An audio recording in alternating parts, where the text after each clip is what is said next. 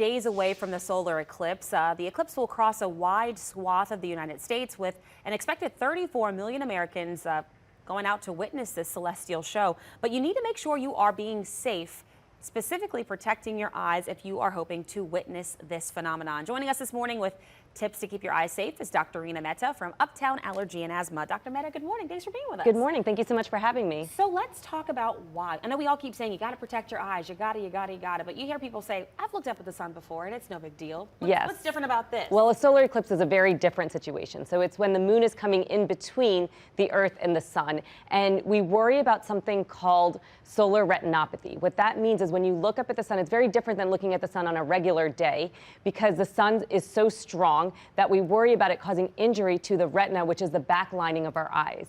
So typically when people say, I've looked up at the sun, it's not for a long period of time. It's like you kind of glance because it's so bright. But with the moon blocking it, you feel like you can look longer, and that's when you get that damage, correct? Absolutely, absolutely. And so when you damage the retina is the back lining of the eye, as I mentioned. And so that's what transmits your light energy and allows you to see. And so within, even a minute of looking up at that and you damage your retina, that can really cause an issue with your central vision. And so then you might start seeing blind spots. And really, once you damage your retina and you cause that thermal photo injury, it's really irreplaceable. I mean, you really can't recover from something like that. So we're telling people to protect their eyes, and there really are only two options, correct? The glasses or which we're showing on the screen right now, which you have to get very specific glasses. You can't just get like 3D glasses, right? Exactly. These are not just regular sunglasses. They are about 1,000 times darker than regular sunglasses. They're specifically solar eclipse glasses that you would want to get with a specific ISO number. So just getting it off of Amazon or something like that, you have to be really careful. NASA is warning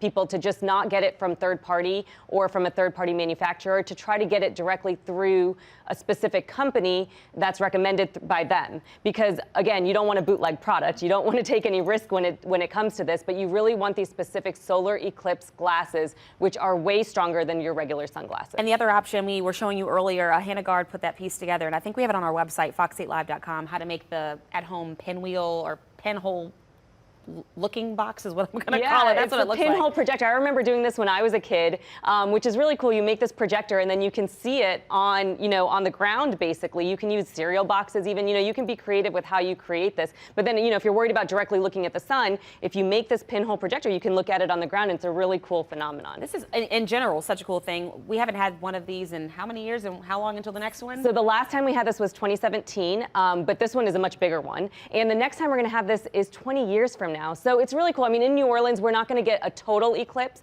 We will get about 80 to 85% viewage, which is still pretty cool. But really, you're looking at, if you're going from Texas to Maine, there's about a 115-mile span where those people looking in those areas can have a total eclipse where they can completely see the whole thing. This is going to be so cool. But the biggest thing is, no matter where you are, protect your eyes. Just like when it's cloudy, you got to protect your skin.